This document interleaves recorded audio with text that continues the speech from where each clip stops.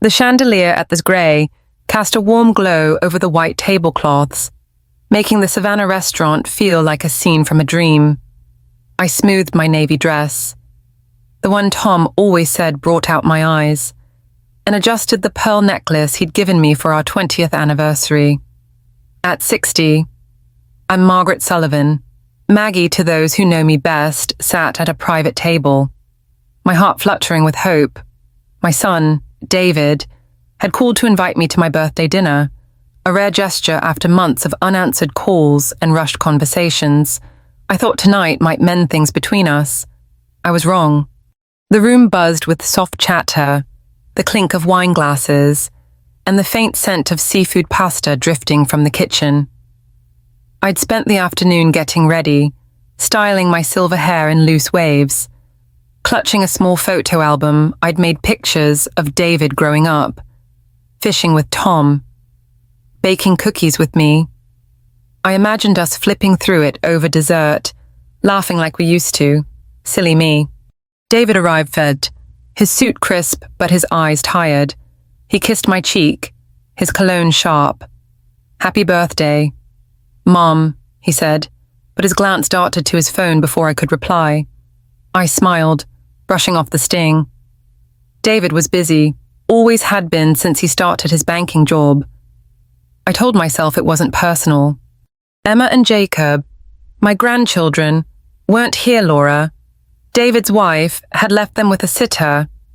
Laura swept in moments later, her blonde hair perfect, her red dress catching every light. She air-kissed me, her smile thin. "Maggie, you're here," she said, as if I'd wandered into her gala. I'd tried so hard with Laura over the years baking cookies with Emma, gifting their Skidaway Island house down payment, sharing Tom's shrimp boil recipe, but nothing warmed her chill. We sat, and the tension was thick as Savannah humidity. David checked his watch. Laura typed on her phone. I tried to spark conversation, my voice bright despite the ache. "How's Emma liking school?" I asked, desperate for news of my grandchildren, whom I hadn't seen in 8 months. "They're fine," Laura snapped, not looking up.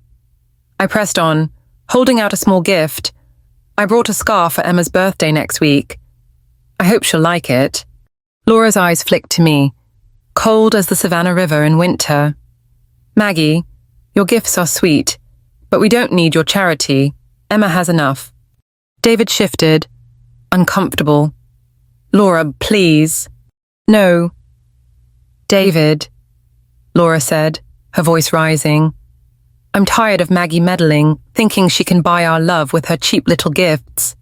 The restaurant fell silent, forks pausing mid-air, eyes turning to our table.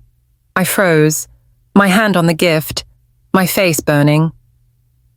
Laura's words cut deeper than any knife, echoing years of slights, her dismissing my cookies as too sugary, her barring me from Jacob's school play.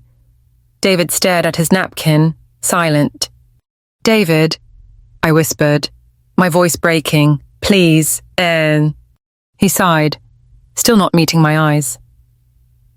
"Mom, maybe you should go. Let's not make a scene." My heart shattered, pieces scattering like the china I'd once set for Sunday suppers. I grabbed my purse, hands trembling, and stood. "I'm sorry to have upset you," I said, my voice steady despite the tears welling. I walked out, head high, the photo album heavy in my bag, in the parking lot. I slid into my car and sobbed, the Savannah streetlights blurring through the windshield. Through the Grey's window, I saw David and Laura continue their meal, as if I'd never been there. At home, in my craftsman bungalow on Jones Street, I sank into Tom's old armchair, the one where he'd read to David. The house smelled of pecan pie I'd baked for no one. Its rooms too quiet without Tom's laughter or David's chatter. I opened the album David at 5, grinning with a fishing pole, at 10, blowing out birthday candles. Had I been controlling, as Laura claimed, had I failed him? I thought of 1978, when Tom and I strolled along the Savannah River, Spanish moss swaying above us. I was 23, teaching English, dreaming of novels. Tom held my hand, promising a family we'd love forever. I'd given up writing for that family, for David, for Tom's construction business. Now, at 60, I was alone, invisible to the son I'd raised. The tears dripped, leaving a clarity sharp as morning light. I picked up my phone and dialed a number I hadn't used in years. Tom Carter, it's Maggie Sullivan. I need your help. In my bedroom, I opened my laptop, a memoir draft glowing on the screen. I wrote, "Tonight, I was invisible. Tomorrow, I'll be seen." The words felt like a vow, fragile but fierce.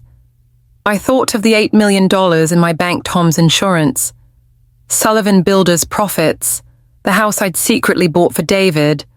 Laura thought me a poor widow. David thought me a burden. They were wrong. I stood at the window, Savannah's live oaks whispering in the night. "This is for us, Tom," I said to the dark. I wasn't done. My life was mine to reclaim, and I'd start by showing them the truth. If this story touches you, I'd love to hear your thoughts in the comments. Have you ever felt invisible in your own life? Share your story, and let me know where you're reading from. I'm curious how far my journey travels. Subscribe for more tales of finding your light. The morning sun filtered through the lace curtains of my Savannah bungalow, casting soft patterns on the oak floor of my dining room. I sat at the table, a mug of chamomile tea cooling in my hands, the faint scent of pecan pie lingering from yesterday's baking. At 60, Maggie Sullivan, felt the weight of last night's humiliation at the Grey like a stone in my chest. Laura's words, "Maggie's always meddling," thinking she can buy our love, still echoed, as did David's silence. His mumbled, "Maybe you should go." But this morning, something new stirred in me resolve. I wasn't invisible, and I was done letting them think I was. Across from me, Tom Carter, my lawyer and friend of 40 years, flipped through a stack of documents, his glasses perched on his nose. The papers detailed truths I'd hidden for years. I owned David and Laura's Skidaway Island house, bought through Sullivan Builders 7 years ago. When David couldn't afford it, I'd arranged a private sale at half market value, letting him think he'd scored a deal, while their mortgage payments fed a trust for Emma and Jacob's education. I'd also supplemented Laura's credit card, covering her designer bags and spa days, believing it kept me in their lives. Now, those secrets were my leverage. "You sure about this?" Maggie Tom asked, peering over his glasses. "This'll shake 'em up good." "I've never been surer," I said, my voice steadier than I felt. "I've been silent too long. Tom, it's time they know the truth." He nodded, understanding in his grey eyes.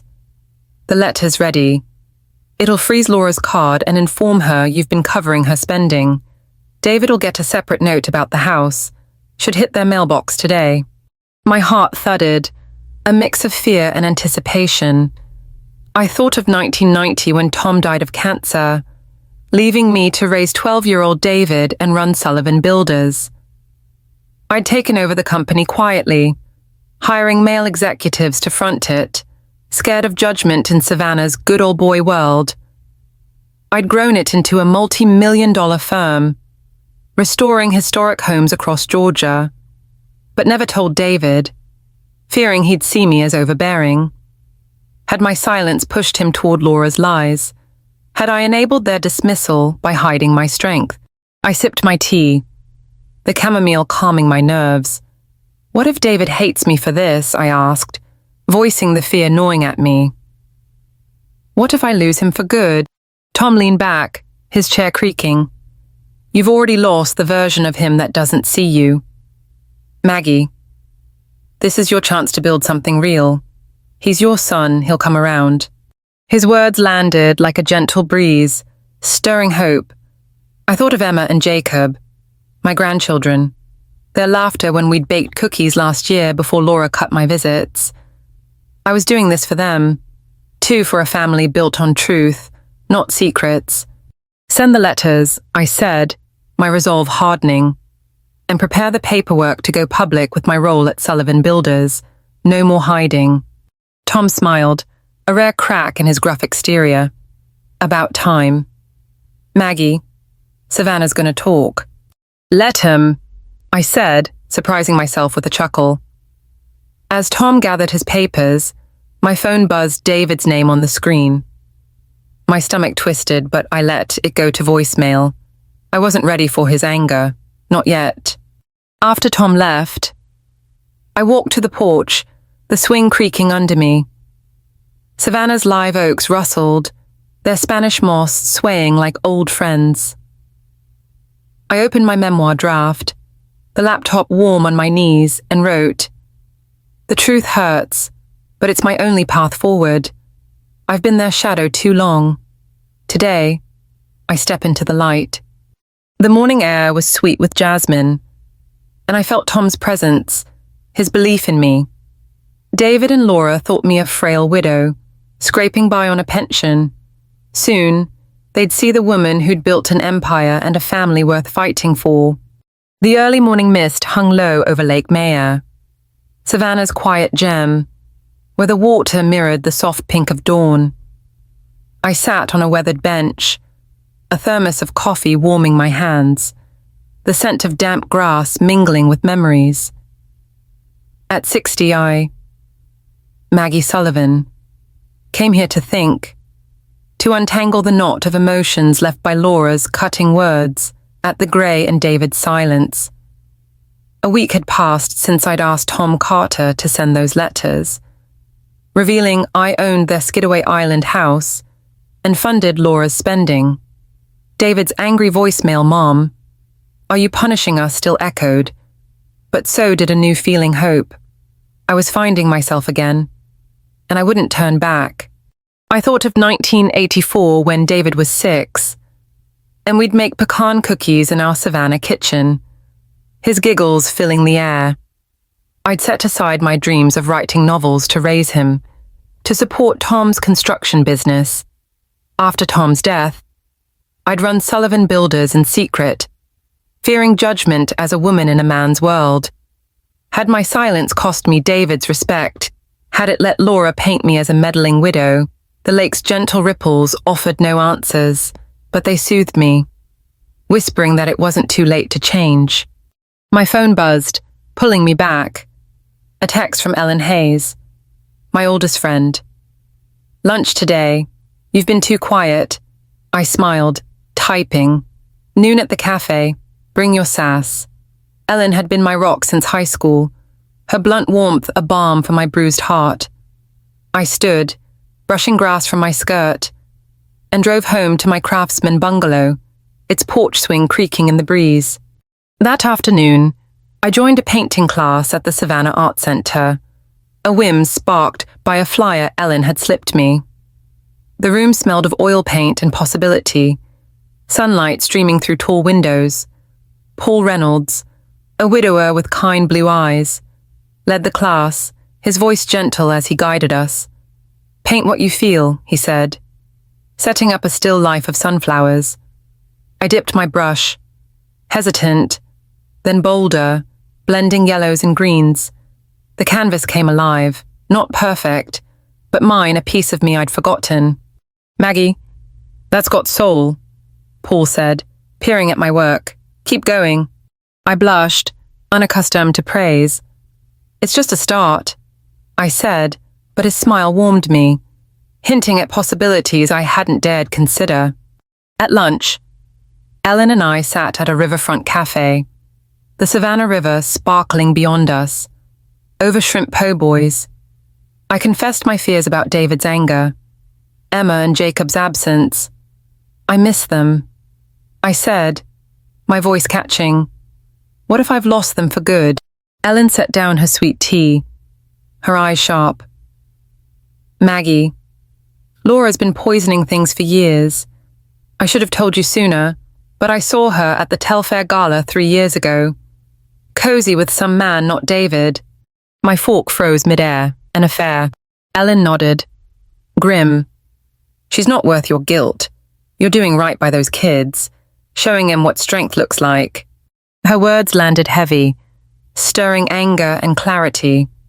Laura's lies, her secret spending, her cruelty at the Grey, it was a pattern, not a moment. I thought of Emma's last visit, her crayon drawing of us baking cookies, now pinned to my fridge. I was fighting for her, for Jacob, for a family built on truth. Back home, I opened my memoir, the laptop glowing in the quiet. I wrote, I'm painting my future, one stroke at a time. The truth is my canvas, and I'm not afraid anymore. The words felt like a prayer, grounding me. As dusk fell, Savannah's live oaks glowed under streetlights, their Spanish moss swaying. I stepped onto my porch, the air sweet with jasmine. Paul's voice echoed, paint what you feel, and I felt alive, ready to face whatever came next. David's call could wait. I was Maggie, not just a mother or widow, but a woman with a story to tell. The late October light filtered through the blinds of my Savannah bungalow, casting stripes across the living room where I sat, a cup of chamomile tea cooling on the coffee table. The air held the faint sweetness of jasmine from the porch, but tension hung heavier, like the Spanish moss outside. At 60, I, Maggie Sullivan, braced for the confrontation I dreaded yet needed. A week ago, I'd sent letters through my lawyer, Tom Carter, revealing I owned David and Laura's Skidaway Island house and funded Laura's lavish spending. Now, they were here, and the truth would either break us or set me free. The doorbell rang, sharp and insistent. I opened it to find David, his face tight with anger, and Laura, her blonde hair perfect but her eyes cold. Maggie, Laura said, her voice clipped, clutching her designer purse like a shield. We need to talk. Come in, I said, leading them to the living room.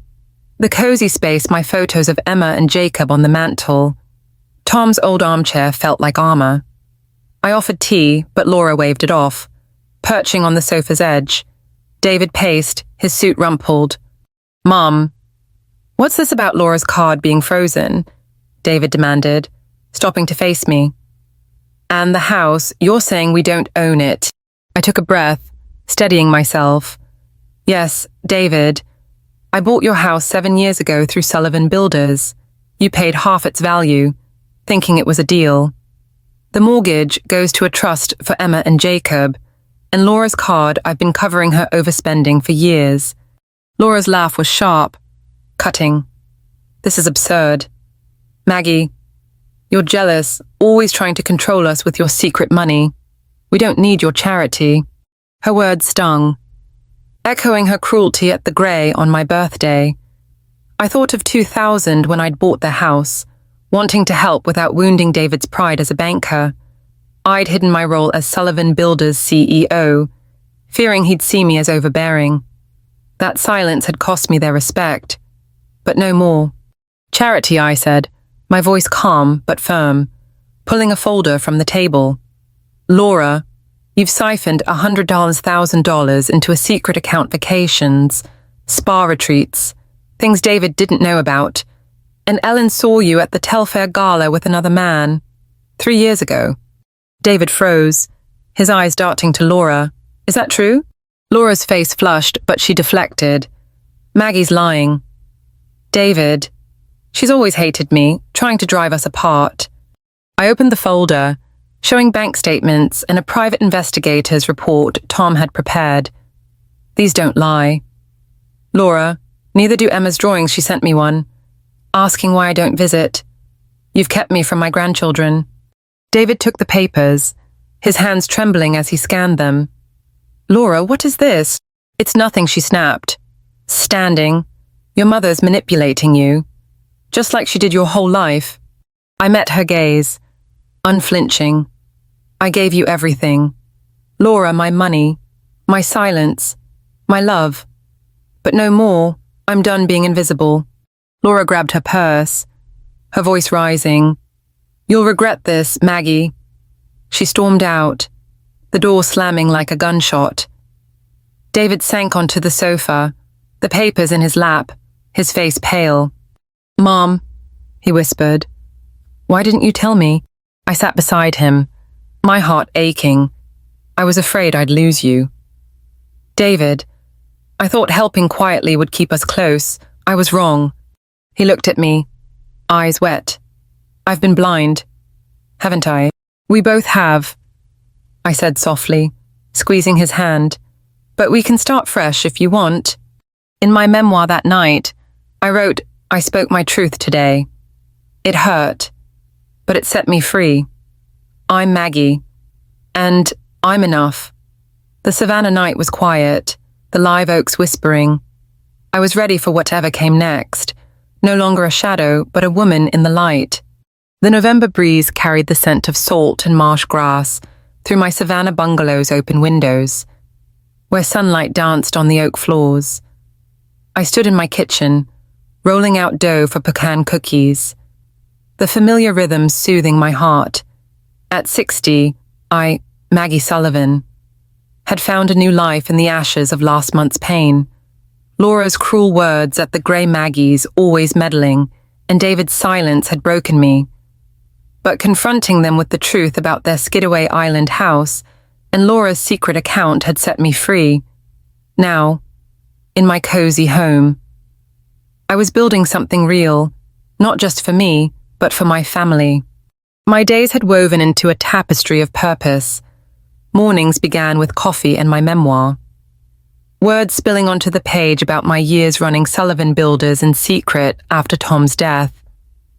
Afternoons were for painting classes at the Savannah Art Center, where Paul Reynolds, with his kind blue eyes, taught me to capture light on canvas.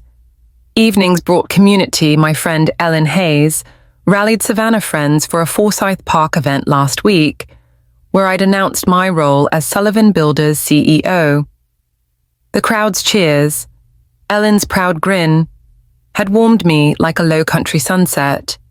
But my heart ached for Emma and Jacob, my grandchildren, kept distant by Laura's lies. I pinned Emma's latest drawing, a crayon sun, over our bungalow to the fridge. Her note reading, "Miss you, Grandma." When David called, asking to bring them over, I'd nearly cried. "They need you, Mom," he'd said, his voice soft. "I do, too."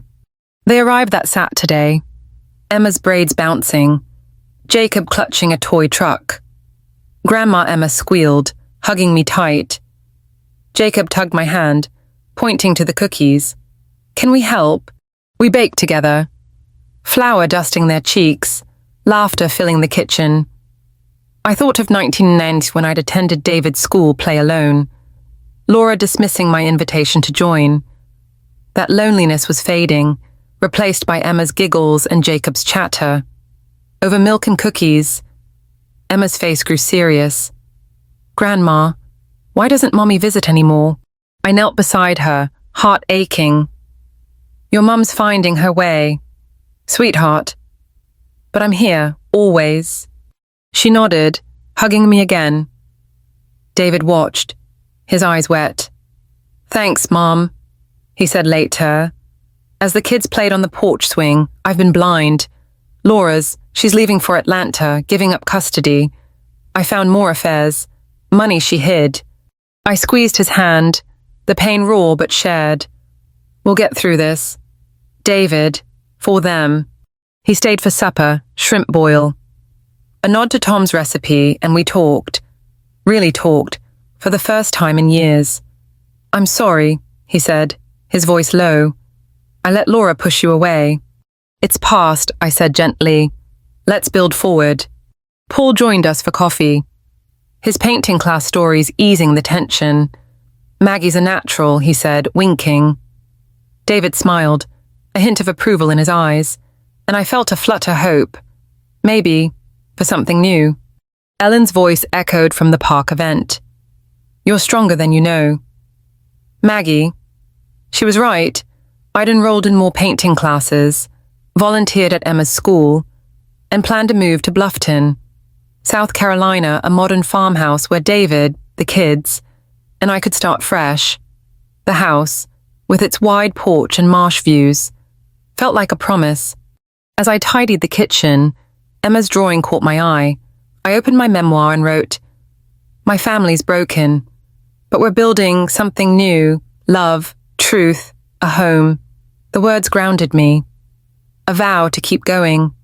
That night, I stood on my porch, Savannah's live oaks glowing under the stars. I thought of Tom, his laughter, his belief in me. My 61st birthday was coming, and I'd host it here with David, the kids, Ellen, Paul, maybe even Laura. If she softened, I was ready to celebrate not just a year, but a life reclaimed. The October sunset painted the Bluffton sky in shades of peach and gold, casting a warm glow over the porch of our new farmhouse.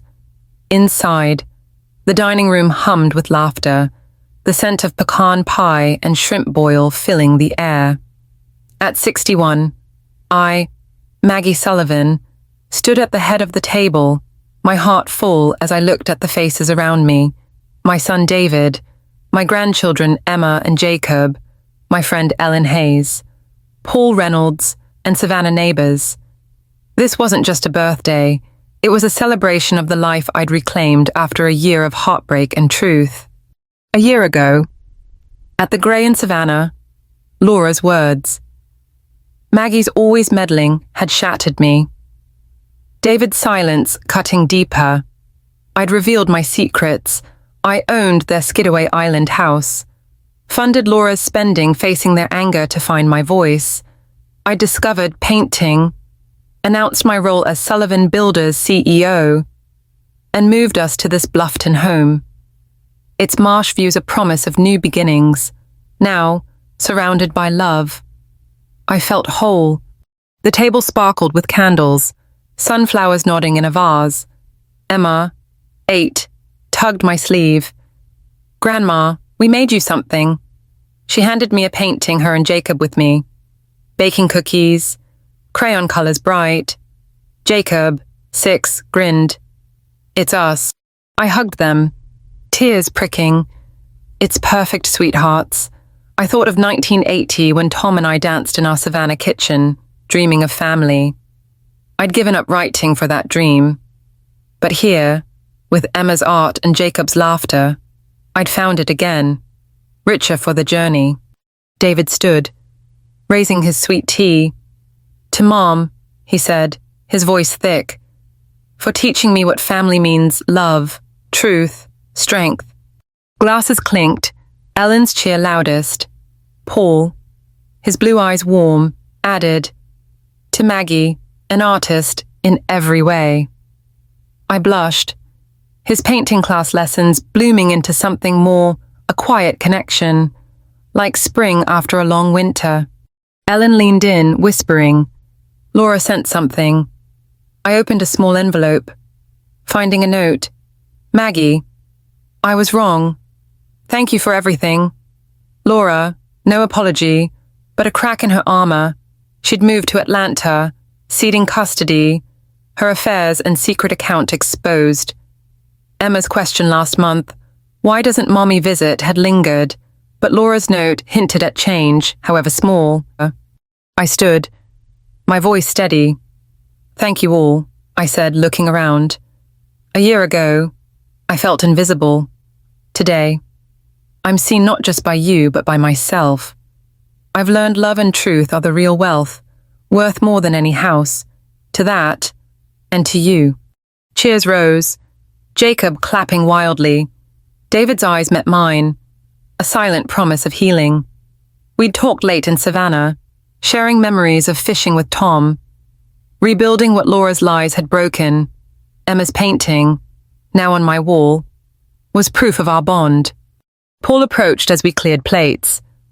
"There's a gallery opening next week," he said, his smile shy. "Join me." "I'd like that," I replied, my heart fluttering with possibility. Ellen winked, her sass unspoken but clear. Later, on the porch, I held a cider, The marsh whispering under Bluffton's starry sky. A wind chime. Paul's housewarming gift tinkled softly. I thought of Tom, his laughter, his belief in me. I thought of Laura's note, Emma's hug, David's toast. I'd been a widow, a mother, a secret CEO. But now I was Maggie Hole, free, just beginning. I opened my memoir, writing my story isn't over, it's just starting, in my own voice, loud enough to hear. The stars shone bright, guiding me forward. This is my story, but I want to hear yours. Have you found your light after feeling unseen? Share in the comments.